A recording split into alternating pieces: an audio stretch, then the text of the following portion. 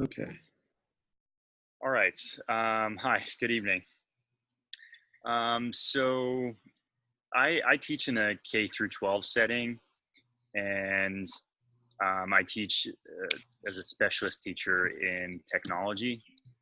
So I teach middle school kids and high school kids, and basically, sort of maker type classes, design classes, photography, things like that that are more hands-on. And so I feel like learning happens best when you're sort of immersed and it's experience based. Um, so I sort of was really captured, in based the advent of more virtual reality, sort of immersive training environments. So I took your online learning course, I think maybe 2, 3 semesters ago, and we had to do a facilitation. Um, And so I sort of was looking into how virtual reality is used for medical training, as well as tactical training for military. And I thought that was pretty interesting. So that's what I am most interested in. So I sort of foresee this being an artifact experience-based thesis, although I'm still trying to figure out the difference between the two. And I'm an avid scuba diver, living in the Caribbean, and I just think that it's something I have a lot of video footage already that I might be able to incorporate into developing some sort of prototype that people could test and give feedback on. So really what I'm interested in learning is how, whether or not immersive, virtual reality environments sort of provide more engaging learning experiences, and whether or not they're more effective than sort of a traditional environment. If you were to get scuba certified, there's obviously a lot of technical knowledge that has to be acquired, as well as practical knowledge. And there's also some degree of risk involved. So I think that learning, typically, if you want to get certified, you do an e-learning course where you're sort of front-loaded knowledge and then given a series of assessments, and then eventually you sort of go in practical and you learn about the equipment, and they put you in a pool and then possibly in some body of water where you can go through a series of sort of learning experiences where you practice signals, hand signals, emergency procedures, and things like that. And I've known a lot of people that are discouraged by this experience, and I think that it's overwhelming. People are sort of turned away quickly. So I'm wondering if a virtual reality experience might sort of ease them in and make them feel a little bit more comfortable before they get into the water. So I'm still exploring what sort of tools and platforms would be best. I've seen a variety out there, which I'll show you in just a moment in a further slide. So I'd like to develop, once I figure out what the best tool would be, see what I think is most beneficial and most practical for what I'm able to achieve, and what with limited experience. And I would like to develop some sort of training program where you're sort of put in a scenario and you have to make a decision. And typically there's a right and a wrong decision, and it would immerse the learner in sort of this environment where they would be seeing what the topography is like underwater. They'd hear the sounds, and they'd be faced with these challenges where they'd have to apply the knowledge that they were sort of front-loaded. So these are a couple examples that I found. This one on the top right here is sort of more of a medical application. So you can see that there's surgery being performed, and the user here would be wearing some sort of headset. And there's a preview of what's happening on the screen. And it's almost as if over here, this is what they're actually seeing. So the tools of what they're doing for the operation, and they're in that environment. And it's, I think it sort of tricks your brain into really thinking that you're there. And it's pretty amazing if you've experienced this, how real it can feel. I also found sort of some this guy was a scuba diver, is also an engineer and programmer, and he developed um, this simulated environment where you're on a spring and you're laying in this way, and then there's sensors that are built in, and you're actually it's reacting with what you're seeing. So I thought that was pretty neat. But what I haven't seen is anything where you're actually challenged to make a decision. There's a lot of these where you can see underwater and look around. However, there's not really the input sort of aspect where you're sort of applying what you've learned. And, so I'm interested in developing something like that. So here's another example. These are hand signals. It might be something that your dive partners trying to communicate, and you have to make a decision and react to it. So as far as research, I found a few scholarly articles that were related to virtual reality and learning. And so there is a big game-based component to it. So I'd like to try and apply some of that theory that I learned in the gamification course. And that also sort of aligns with motivational theory. I think that, if you're engaged, then you're going to have a better chance to learn and understand whatever it is that you're pursuing. So that's sort of what I've done in a nutshell, and I think that there's a lot more to do. I'm wondering if this is a good topic for an IDT thesis, and whether or not my sort of focus is too broad or too narrow. And also at this point, I don't have anyone that would be a primary or secondary reader, and I'm interested in who you might suggest. Okay, first of all, the primary reader should be Dr. Usel. This is his game, and this is what he does. And he teaches gamification. Did you say you took a course in gamification here? Yes. Yeah. Was it with Dr. Usel or? Yes, it was. Okay. So that's definitely where I would start, because he'll have lots of great ideas. I actually just sent him a chat message, but I haven't heard back.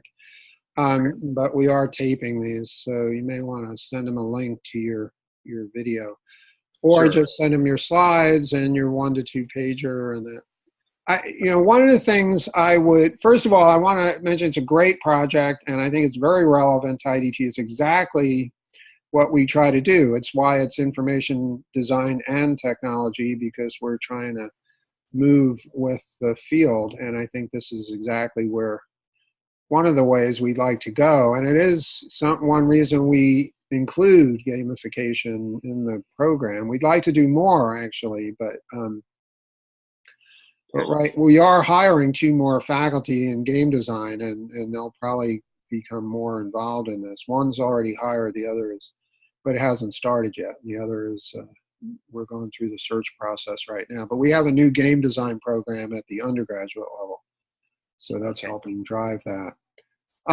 We did run something, an immersive environment for firefighters a few years ago. You may want to search through our thesis and find that. The student worked, I think, at Westchester, or I know it was downstate, as a volunteer, and designed an immersive experience so firefighters could sort of experience going into a fire and need to, make immediate decisions. And obviously the beauty of it was they could make mistakes and they would learn from it rather than killed from it or whatever. And so it was it was really well done. I think, I can't remember what tools he used. The one thing I'm thinking, Shaun, is you may want to create a concept piece and a set of mock-ups and leave it at that for your thesis. You were asking about, am I going too far? And I think This would almost require a team and script writers and editors and people who are good at 3D mock-ups, because you have to, you're lying there, but you're seeing something, right? And so you have to feel like you're existing underwater in a sort of second world, in a sense. So I think, that would take so much effort and design. I mean, if this is your field and, you're getting paid to do it already or whatever, great. But I would consider for your thesis, and I think that was the situation with the guy who was working on this with the firefighters. I'm pretty sure he sort of did it for a living. But the idea is you could do it as a set of mock-ups and a concept and a pilot, and it doesn't have to exist at all. The mock-ups could be, you could talk to Dr. Usel. There might be some mock-up tool that would look sort of interesting, so you would, I mean, you did have those images you showed on that slide 4.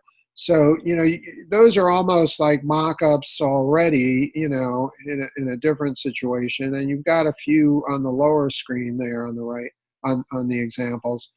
So what I would do is just focus on one based on what you're trying to do, this idea of scuba diving, and maybe focusing on one aspect of the scuba diving, like maybe learning how to deal with breathing, and just do some images showing that, or just swimming, I don't know, some aspect of scuba diving that you could tighten it on, that would be, one aspect of it.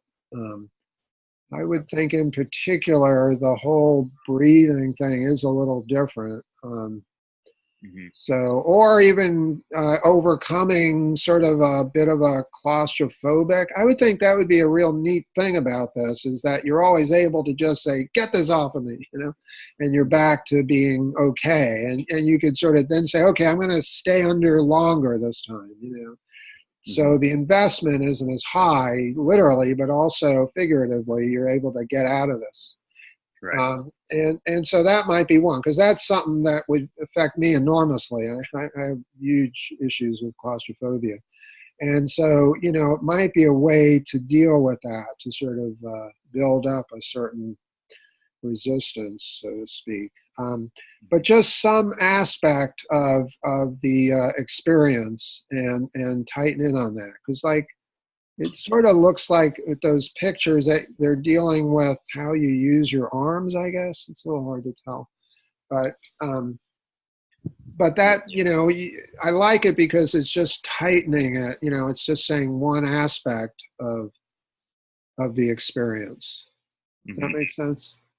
Yeah. I was thinking, one of the most important things is, keeping track of your gauges, what your depth is, what your air is, how much nitrogen you have in your blood, things like that. Sure. So I feel like that could be accomplished sort of without the video aspect. And so I think, your advice of sort of honing into one aspect of it will definitely drive things forward a little bit more quickly.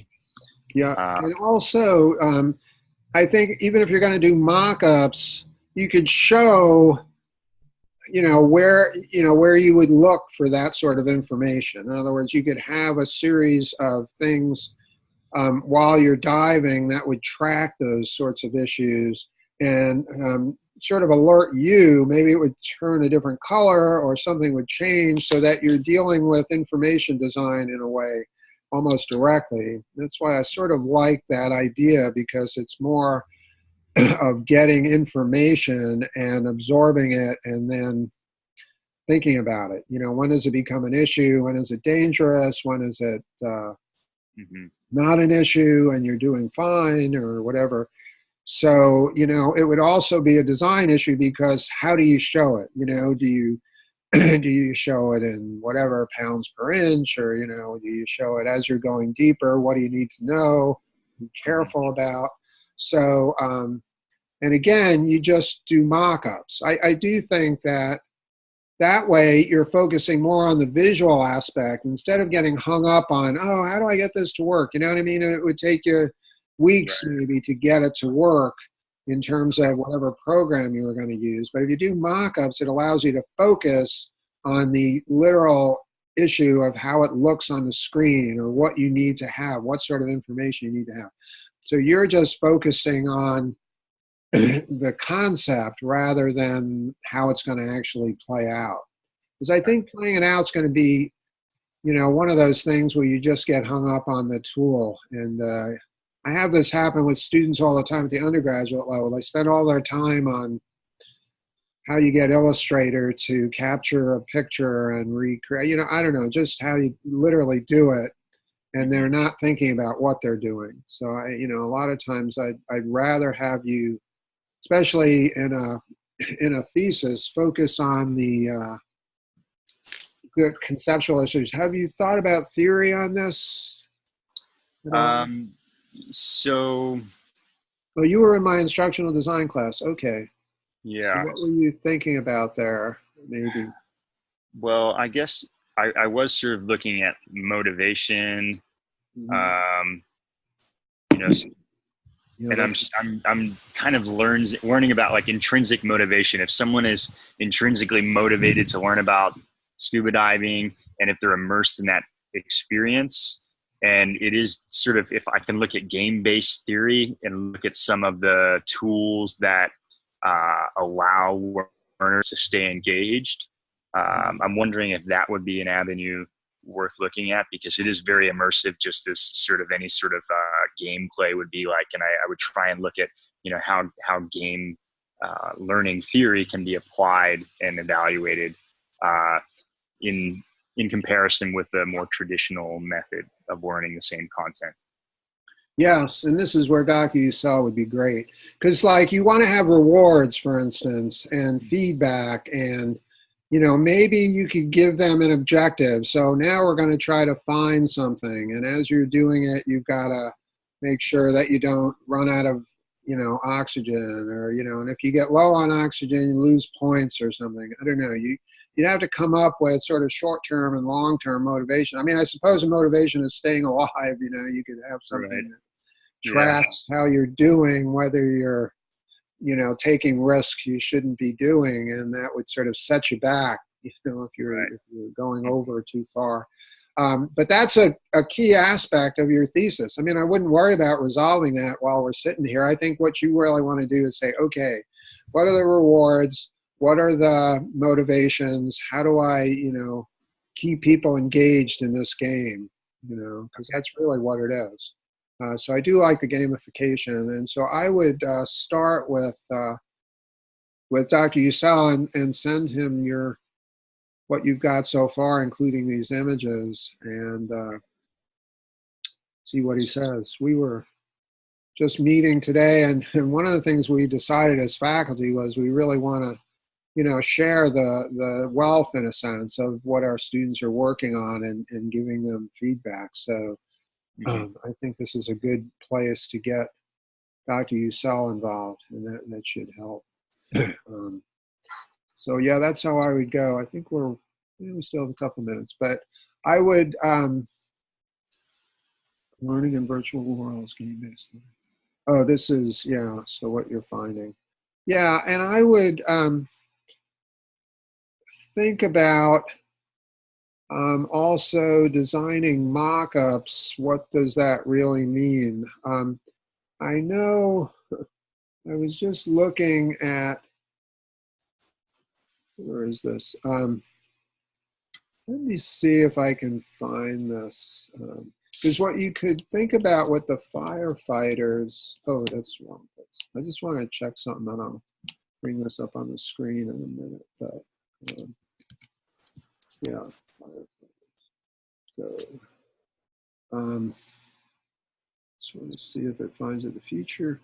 Yeah, the future impact of immersive virtual reality simulations on the suburban training experience of firefighters in Westchester, New York. So if you go to let me just find that. Okay, let's go to chat. The title is this come out? Yeah.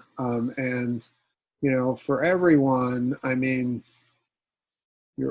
I keep this as a set address in my browser. Let me just find where I was. Okay, here it is. So I'll give you the address for that. But yeah, this is always good because I always tell students to look at past thesis projects because these are students who dealt with exactly the same sort of limitations you're at, and they were done. They did it usually that semester or shortly thereafter. So that's just where the digital repository is. That might be the actual address for this particular thesis project, but you can search from there for anything. I just searched for firefighters, and that was Ed Tatton. Yeah, I remember Ed, 2014. So it was actually the early days of virtual reality, but he came up with sort of a plan, and I think he actually had mock-ups that were an actual early design of what they were going to use. It wasn't something people can use to pass any tests as firefighters. It was a way to practice, Right. and then you would actually have to go in, during a simulated. I mean, they had ways of protecting people, but it was an actual fire that you'd go into, simulated, but still an actual fire. So great. Okay. Well, I think we're in good shape on that. Just yeah, think of it more in terms of the early design of it. And Dr. Ussel may push you on this. He's known to do that. But I think that'll be fine. I mean, I think he understands the limitations of a thesis project, but I think he's also good in terms of how to sort of design it. Yeah, that's really helpful. I'll reach out to him for sure. Yeah, yeah, he'll be happy to help. He really will. Okay, so we're up to, it looks like Lindsay. I see you're there, and you sort of looked a little bit anxious there. All right, why don't I go already here? Get my stuff out. So there we go. Why don't you do a share screen? Sorry. I just got a new computer a couple months ago, and I didn't force myself to switch until today. Can you hear me? Yeah, you might speak a little bit louder. Okay. I'm trying to turn off the microphone. Yeah, try that. Okay. All right. Better, yep. Okay, sorry about that. It's okay. So the share screen should be on the bottom of your screen somewhere. And then you can bring up whatever it is you wanted to share with us. Okay. I can tell that here we go, Chrome. has released it. So good.